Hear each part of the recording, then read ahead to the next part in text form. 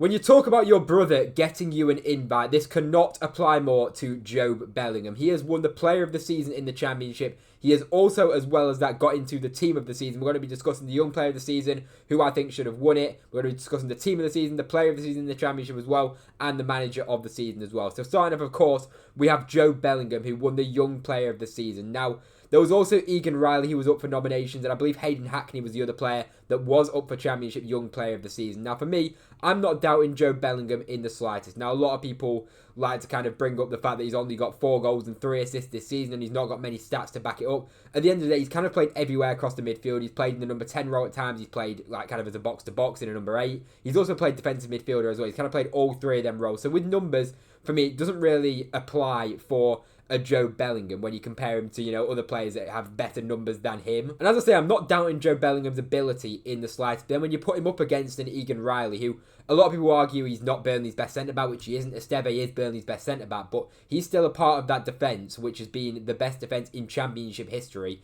by far. And again, he's literally in the nomination for the Young Player of the Season. You're talking about a player here that could potentially go on to win the title. As I say, he's a big part of that Burnley defence, albeit he's not probably the best centre-back.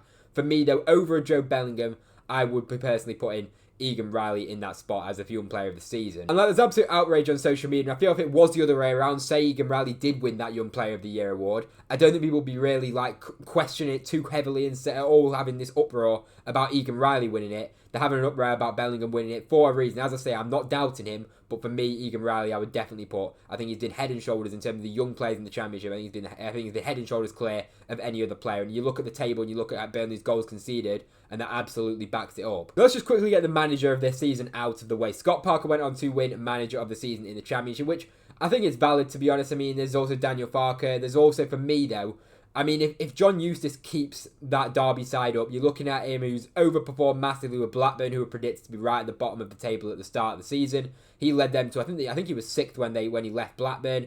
So for me, that's an unbelievable job, and he was definitely in the running at that point. Then you look, he's gone over and taken over at Derby. He lost the first few matches, and you look at how far they were behind in terms of, they looked down and out in terms of the relegation battle. They won 3 or 4 matches in a row, whatever it was, and they've continued some decent form. Picked up obviously a massive result in the last game against Hull.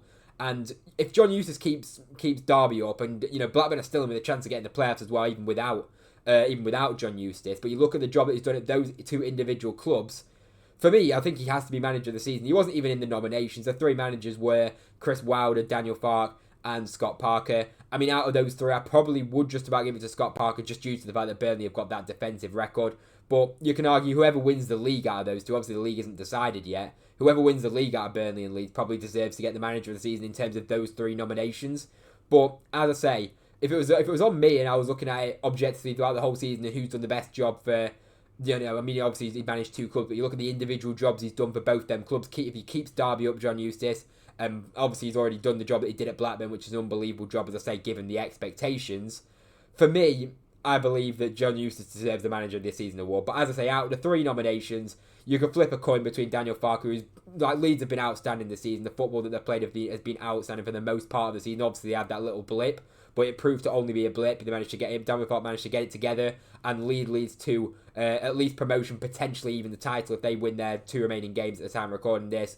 They will then go on to win the league. So for me, out of the 3 managers that were nominated, I think either Scott Parker or Daniel Farke, you can flip a coin. They've both done a fantastic job, it has to be said. They've both come under a lot of criticism at times over the course of the season as well, but you're going to get that manager in a club with such high expectations this season for a Burnley and a Leeds that were definitely expected to be right up there at the start of the season. But you can't argue with Scott Parker and what he's done. 3 seasons in the Championship, 3 promotions. This guy is a serial winner at Championship level, and he's instilled a winning mentality into that Burnley side, and they're so difficult to play. I saw a clip when we played. I'm a QPR fan. I saw a clip against Burnley against QPR. Them players are so hard-working and so well drilled by Scott Parker. He's really instilled a mentality into Burnley to really not give up anything in games. And as I say, he does definitely deserve to be a nomination in terms of how well he's done over the course of the season. I'm not doubting Scott Parker in the slightest. It all remains to be seen how he will get on in the Premier League, though, of course. And before we get into the team of the season, the player of the season was Gustavo Hamer. Now, I have no idea how he's managed to win this. Now, again, it's another player. I'm not doubting I'm not doubting his quality in the slightest. But you look at it, and I could really name at least 3, maybe even 5 players that for me are quite clearly ahead of Gustavo Hamer. And no one's making an uproar about like an Esteve winning the player of the season. He didn't even get in the nominations, I believe. I know James Trafford was in the nominations. He for me is another one that's ahead of Gustavo Hamer. And as well as that, you've also got to look at the Leeds players as well. I think Jayden Bogle at right back's been fantastic. Tanaka in the centre of midfield. Like Sheffield United, I mean, Gustavo Hamer, as I say, he's been fantastic this season. He is, without doubt, Sheffield United's best player in my opinion. There's also Cooper as well, which is fantastic for Sheffield United. But you look at Sheffield United going forward, they haven't scored a lot of goals at all. Their attack has been very average over the course of the season. Of course, Hamer's contributed a lot to the attack, and he is a player in that attack who's been the best one for Sheffield United. But you look at Sheffield United as an outfit going forward, they haven't been fantastic to watch.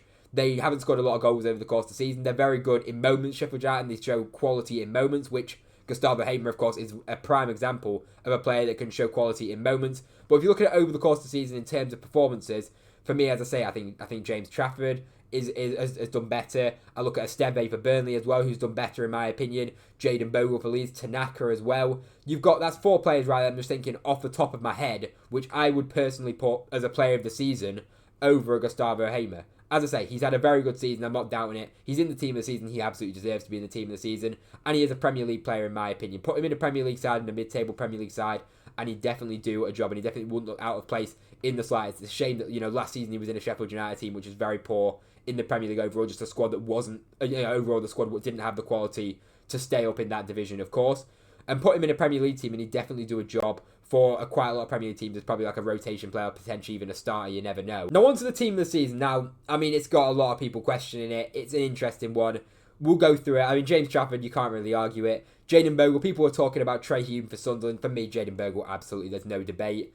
Now, the centre-back, you can definitely debate it. Now, Egan Riley's got in the team of the season, and I think it's a great shout. I don't absolutely hate it. For me, I would personally put Joe Rodon in there. You look at Leeds, if they didn't have Meslier as the keeper, then Leeds' defence would be a lot better. It's already, it's on for maybe being the second best Championship defence in Championship history. And as I say, they've had a goalkeeper which has made at least 5 errors plus. But that's putting it kind, saying he's made 5 errors. Maybe it's getting towards 10. And look at how many goals Leeds have conceded in just in the 20s. Come on, I think you've got to put another Leeds defender in there, in my personal opinion. So for me, I would probably just about put Joe Rodon in there over Egan Riley personally, but I'm not arguing, I'm not angry at the Egan Riley shout in the slightest. Esteve 100% goes in. Harrison Burrows, now he's had a good season at Sheffield United. He's, for me, definitely in top 3, maybe even top 2 left backs, but for me, by far and away, who's clear is Junior Firpo. You look at the attacking contributions going forward, and the point that I made before about Meslier being in goal and Leeds conceding more goals than they definitely should have, then you add that into it, you've got a player that's, obviously there's always question marks about Junior Firpo defensively. We'll see if he stays or goes for Leeds and if he's in the Premier League next season for Leeds and how he gets on defensively. But he hasn't been that bad defensively. He always has question marks. He's not the best defensively, but he hasn't been caught out as much as what he has been in previous years. That's for certain. And you look at his attacking contributions going forward. You look at his stats just based on him and you don't think about his position. You'd say this guy's a winger. That's how good his stats have been. Same for Jayden Bogle. Those fullbacks for Leeds are the best for me by far to watch, so entertaining to watch. And they've been solid enough defensively as well. You can't argue it. So for me, I will be putting... I mean, it does sound a bit Leeds heavy, but for me, 3 Leeds players in terms of the back 5 and 2 Burnley players, I think it's quite fair, to be honest. Let me know what you think of that. For me, those are the players that I'd be putting in the back line. Now going to the midfield, of course, I've discussed Joe Bellingham. I don't think he should have won Young Player of the Season. I think it should have been Egan Riley, in my personal opinion. And then I look at the other options. You've got.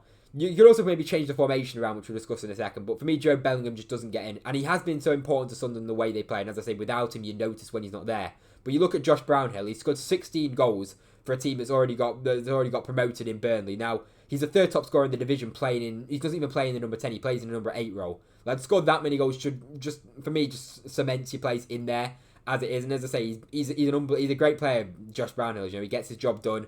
People don't talk about him. He's very underrated for how many goals he's actually scored, and people don't talk about him enough. For me, he will be in that team instead of Bellingham in that position. But you also can look at Jason Knight for Bristol City, the captain. He's been fantastic. He can do absolutely everything, Jason Knight.